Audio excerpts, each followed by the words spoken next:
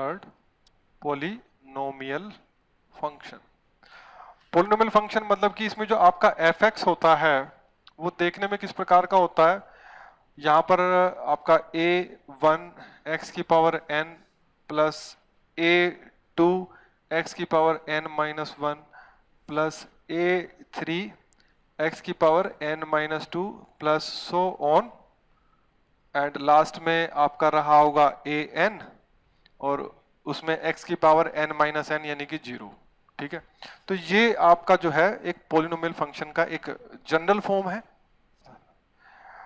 तो यहां पर आपके n टर्म्स हो गए यहां पर ये, तो ये आपका पॉलिनोमियल फंक्शन की एक जनरल फॉर्म है।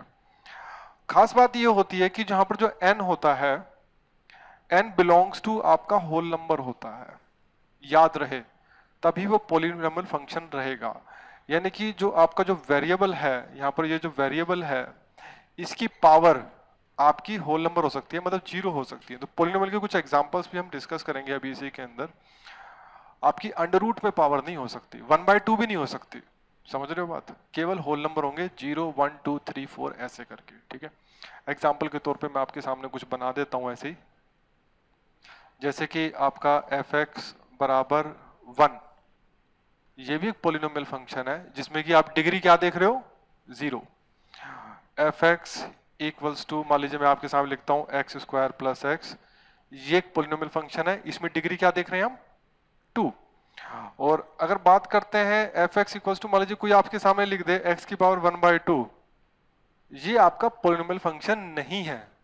वजह वजह ये आपका पॉलिनोमियल फंक्शन नहीं कहलाएगा, क्योंकि इसमें जो आपकी जो डिग्री है ना, ये 1/2 हो गई।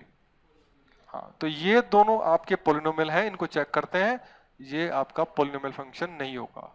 राइट, पावर माइनस में भी बेशक हो, होल नंबर ही होनी चाहिए। मान लीजिए एक और मैं आपके सामने दिखाता हूं, जैसे 1/x² होता, तो इसका मतलब क्या हुआ, x की -2 हुआ, पावर क्या हो गई, -2 हो गई, डिग्री आपको -2 दिखाई दे रही है, डिग्री होल नंबर नहीं है, तो ये एक आपका पॉलिनोमियल फंक्शन नहीं है। ठीक है,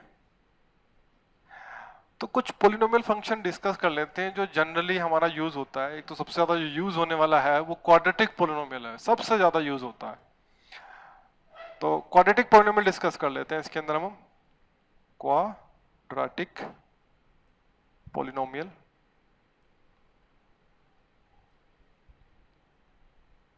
और यहां पर जो क्वाड्रेटिक पॉलिनोमियल है उसको y दिखा रहे हैं, जहां मैं y लिख रहा हूं उसको फंक्शन ऑफ x ही देखना, मतलब y अगर मैंने कहीं लिखा है इसका मतलब फंक्शन ऑफ x ही है, ये याद रखना। ठीक है, तो यानी कि फंक्शन ऑफ x ही है, और इसकी स्टैंडर्ड फॉर्म लिखने जा रहा हूं आपके सामने, ax² plus bx plus c and your a should not equals to 0, क्योंकि अगर a 0 हो गया तो फिर डिग्री आपकी 2 नहीं रहेगी, डिग्री 1 रह जाएगी, फिर वो लीनियर हो जाएगा आपका, लीनियर पॉलिनोमियल। ठीक है, लीनियर पॉलिनोमियल भी डिस्कस कर लेते हैं हम, पर सबसे पहले क्वाड्रेटिक डिस्कस करना चाह रहा हूं मैं। तो क्वाड्रेटिक पॉलिनोमियल में आप यहां पर जो है कुछ बातें मैं बताना चाह रहा हूं आपको। मान लीजिए आपका यहां पर a जो है वो बड़ा हो 0 से, तब जो क्वाड्रेटिक पॉलिनोमियल है वो देखने में कैसा होगा ये बताएंगे। और यहाँ पर डिग्री जो आप देख सकते हैं, डिग्री कितनी है इसकी, डिग्री है इसकी 2। ठीक है, क्वाड्रेटिक पॉलिनोमियल की डिग्री हमेशा 2 होती है। तो ग्राफ इसका देखने में कैसा होता है, तो देखिए यहाँ पर डिग्री है 2, राइट, तो डिग्री 2 है तो उसमें आप एक माइनस करो, आप 2 - 1 करो तो आपका क्या आता है, 1 आता है। तो जो ग्राफ होगा ना उसमें एक स्ट्रेट लाइन को बेंड कर दो, 1 बेंड कर दो। आप कैसे कहना चाह रहे हो, जैसे कि मान लीजिए कि स्ट्रेट लाइन है और उसको यहां से आप बेंड कर दो तो वो कुछ ऐसी हो जाएगी, एक बार बेंड किया तो, राइट, कुछ इस तरह की हो जाएगी, ऊपर से बेंड करा हुआ है। तो जो क्वाड्रेटिक पॉलिनोमियल का जो ग्राफ होगा वो कुछ इस तरह का ही होता है, और वो किस केस में, ध्यान रहे, जब आपका a आपका पॉजिटिव है तब होगा वो। अगर a पॉजिटिव है तो ग्राफ कुछ देखने में इस तरह का होगा, कुछ इस तरह का। और ये एक्सटेंड किए जा सकते हैं, ये मतलब बहुत ऊपर तक एक्सटेंड किया जा सकता है, तो एक बैंड होगा इसमें और वो अपवर्ड होगा। ठीक है, तो चलो एक बार जियोजेब्रा पे भी देख लेते हैं इसको, ये कैसा कैसे होगा।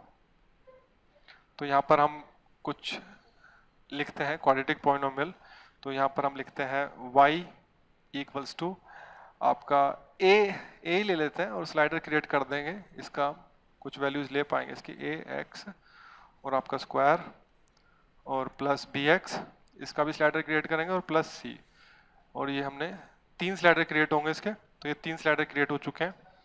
और इस समय आप देखो a की वैल्यू है 1, b की वैल्यू है 1 और c की वैल्यू भी है आपकी 1, तो ये जो आपका है इसमें ये सब 1 1 1 है इस समय, राइट। तो पॉलिनोमियल क्या हो जाएगा आपका, एक तरह से देखा जाए तो x square plus x plus 1 हो जाएगा।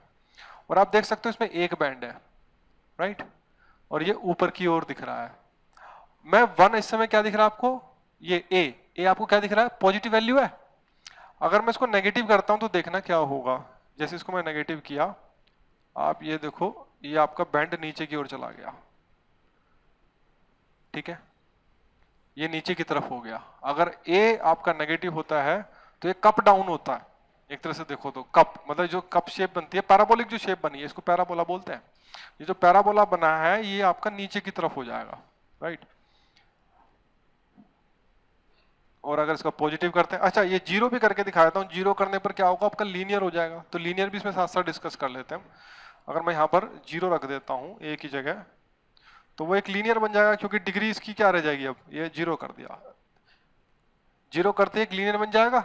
यहाँ पर अभी फिलहाल क्या रह गया, x प्लस 1 रह जाएगा ये, क्योंकि b की वैल्यू 1 है, c की वैल्यू 1 है, तो जो पॉलिनोमियल बनेगा आपका लीनियर बनेगा। और आप देख सकते हो इस समय एक ही स्ट्रेट लाइन है, क्योंकि डिग्री इसकी कितनी है, 1 है, क्योंकि यहाँ पर आपका a तो है ही नहीं, यहाँ पर a आपका है ही नहीं, केवल क्या है, b है और c है 1 1, यानी कि x प्लस 1 हो गया, डिग्री 1 हो अब की, और 1 में से 1 माइनस करो तो 0 आया, यानी कि 0 बैंड होगा। तो देख सकते हो 0 बैंड है, एक स्ट्रेट लाइन है तो स्ट्रेट लाइन ही रही, समझे।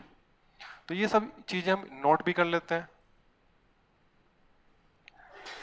एक जो हमने बात बताई यहाँ पर कि a अगर लेस देन 0 होता है तो आपका जो पैराबोला है वो डाउनवर्ड होगा कुछ इस तरह से, ठीक है, तो ये नोट करने वाली बात थी। अच्छा, अब एक काम करते हैं, एक क्यूबिक और डिस्कस कर लेते हैं। ये क्यूबिक के केस में क्या रहेगा, मान लीजिए अगर आपका क्यूबिक होता, क्यूबिक पॉलिनोमियल, ये आपका क्यूबिक पॉलिनोमियल है, और क्यूबिक पॉलिनोमियल में आपका जो इसकी भी स्टैंडर्ड फॉर्म लिख लेते हैं, A X cube plus B X square होगा प्लस सी एक्स और प्लस डी, इसमें एक और एक्स्ट्रा आ जाएगा, ठीक है।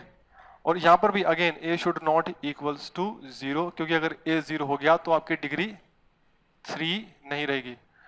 बता सकते हो उसकी डिग्री कितनी है, 3, तो बैंड कितने होंगे इसके, बैंड आपके 3 माइनस 1 यानी कि 2 बैंड होंगे, तो यानी कि स्ट्रेट लाइन में 2 बैंड करने पड़ेंगे। अच्छा, यहां भी मैं 2 केस डिस्कस कर लेता हूं, एक तो केस a अगर बड़ा हो 0 से और एक केस a लेस देन हो 0 के, ठीक है। तो मैं इसमें एक्सिस नहीं बना रहा, कहीं एक्सिस से आप थोड़ा बहुत कंफ्यूज हो जा सकते हो कि भाई ये अपवर्ड है या इंटरसेक्ट कर रहा है, ऐसा नहीं, तो मैं सिर्फ ग्राफ पे ध्यान देना चाहता हूँ। तो ये बढ़ता हुआ ग्राफ होगा, ये बात तो श्योर है, तो बढ़ता हुआ होगा और उसमें 2 बैंड आपने दिखाने हैं, ठीक है, तो बढ़ता हुआ ग्राफ होगा और 2 बैंड दिखाने हैं। तो ये देखो ये कुछ इस तरह का होगा, समझ में आ रही बात कि नहीं आ रही है। अगर a ग्रेटर देन 0 है तो कुछ ग्राफ इस तरह का होगा, और अगर a लेस देन 0 तो ये थोड़ा सा गिरता हुआ होगा और 2 बैंड होंगे, ये कुछ इस तरह से होगा।